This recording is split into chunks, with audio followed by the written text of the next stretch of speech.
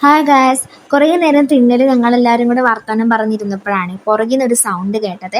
ഞാനും മികായും വെല്ലമ്മച്ചിയും പോയി നോക്കിയപ്പോൾ ഒരു തേങ്ങ വീണിട്ടുണ്ടായിരുന്നേ. തേങ്ങ മാത്രമല്ല, ഒരു തെങ്ങോലയും പിന്നെ കുറേ കുമ്പിളലയും കൂടി വീണിട്ടുണ്ടായിരുന്നു. കൈയോടെ ഞങ്ങൾ അതെല്ലാം കൂടെ പെറക്കിയെടുത്ത് മികാമോള് കൈയോടെ തേങ്ങയും എടുത്തുകൊണ്ട് അകത്തോട്ട് കയറി പോയിട്ടുണ്ട്. വെല്ലമ്മച്ചി പിന്നെ ആ കുമ്പിളലയും പിന്നെ തെങ്ങോലയും കൂടെ എടുത്തേ. ഈ വീടിന് നാല് ചുറ്റും ഏറ്റവും കൂടുതൽ ഓടി നടക്കുന്നത് വെല്ലിമ്മച്ചിയാണ് കേട്ടോ. അപ്പോൾ ഏറ്റവും കൂടുതൽ ആൾ നിൽക്കുന്നത് ഈ പുറകിലൊക്കെയാണ്. കാരണം അവിടെ ഇവിടെയൊക്കെ പുല്ലും അതും ഇതെല്ലാം പറിച്ച ആളവിടെ തന്നെയാണ് നിൽക്കാറുള്ളത്. ഭാഗ്യത്തിന് ആ സമയത്ത് ആളവിടെ പോകാഞ്ഞത് ഏറ്റവും നല്ലതാണെന്നേ പറയാൻ പറ്റത്തുള്ളൂ. കുരുത്തത്തിനാണ് കേട്ടോ വല്യമ്മച്ചി ആ സമയത്തൊന്നും അങ്ങോട്ട് പോകാഞ്ഞത്. ആണെങ്കിൽ തേങ്ങ എടുത്തതിന്റെ വലിയ വീരകഥയും പറഞ്ഞുകൊണ്ടാണ് ആ എക്സ്പ്രഷനും പൂപ്പയും എല്ലാം അത് കാണാനുണ്ട്.